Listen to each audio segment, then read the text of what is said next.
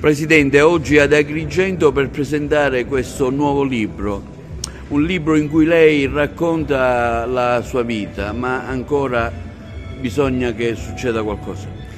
Beh, non tutto è successo, ha vari significati, un messaggio ai giovani per evidenziare che gli obiettivi si raggiungono con grandi sacrifici e soprattutto nella vita capita a tutti di avere delle sconfitte. Io ho avuto anche tante sconfitte e dico chiaramente che la mia vita non è stata costellata solo da successi. In questo libro sono evidenziati questi aspetti, non tutto è successo. Significa anche che qualche trappola che qualcuno ha così predisposto per me, magari per spaccarmi le gambe, come si dice in gergo, non è andata a buon fine, quindi non è tutto successo ciò che altri hanno programmato per me.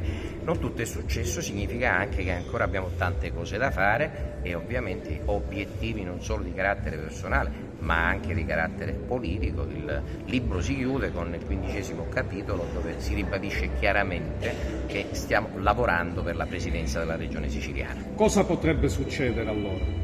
Succederà che in Sicilia si affermerà un'area alternativa a questo centrodestra e ci sarà una rivoluzione generazionale. Questo è il lavoro che stiamo facendo oggi e stiamo riuscendo anche a compattare un fronte al quale stiamo dando una progettualità. Ma lei crede che la Sicilia abbia gli attributi, tra virgolette, per cambiare?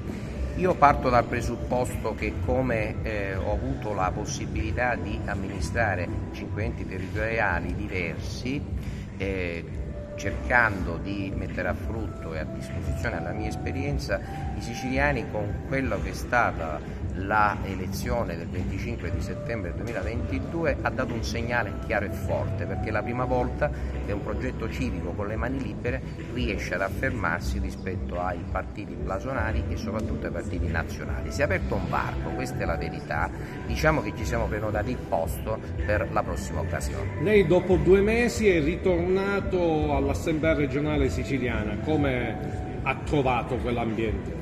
Beh, nulla di nuovo, sempre il solito andazio e soprattutto un andamento lento impresso dal presidente Schifani e dalla sua squadra.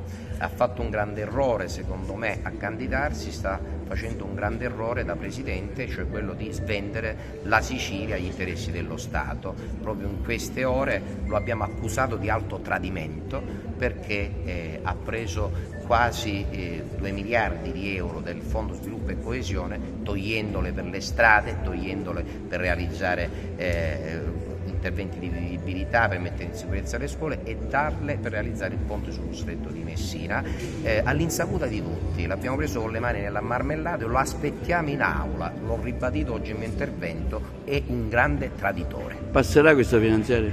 Beh, la finanziaria passerà perché è ovvio che noi non siamo così scellerati da bloccare il sistema Sicilia.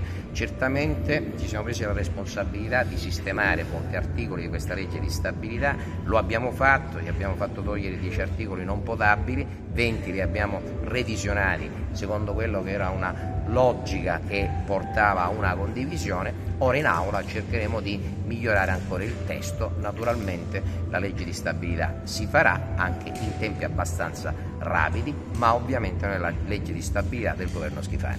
Come vi preparerete al prossimo appuntamento elettorale europeo? Il vostro partito Nord chiama Sud so che si impegnerà per ottenere almeno un rappresentante in Europa. Noi abbiamo le condizioni per eleggere il nostro europarlamentare, dobbiamo stare attenti a fare un accordo che ci metta nelle condizioni di esprimere la nostra progettualità. Ci sono dei ragionamenti avviati con Calenda per vedere di fare una lista in comune, ma abbiamo anche chiesto in subordine ospitalità sia al PD che a 5 Stelle per poter esprimere il nostro candidato ed eleggere il nostro europarlamentare. Questo lo stiamo facendo alla luce del sole perché ovviamente la nostra è una forza politica che è nata un anno fa, non abbiamo per ora la velleità di poter affrontare le europee per superare lo sbarramento del 4%, quindi è una strategia che intanto a piccoli passi, come abbiamo fatto anche nel 2017 quando abbiamo fatto l'accordo Sicilia Vera UDC, perché ancora non avevamo la forza di esprimere il 5%, però a distanza di 5 anni siamo la prima forza politica in Sicilia per le regionali. Cosa augura ai siciliani per il 2024? Ai siciliani auguro di avere una classe politica che naturalmente faccia sempre più gli interessi dei siciliani, e soprattutto auguro ai siciliani anche di ritrovare la speranza e la voglia di reagire, perché questa in molti momenti è mancato. Questo clima di assuefazione non serve alla Sicilia e ai siciliani, e naturalmente questo anche per premiare coloro che come me, ma come tanti altri, hanno deciso di rimanere in Sicilia e di combattere un sistema del quale ovviamente dobbiamo lavorare per archiviarlo in termini irreversibili.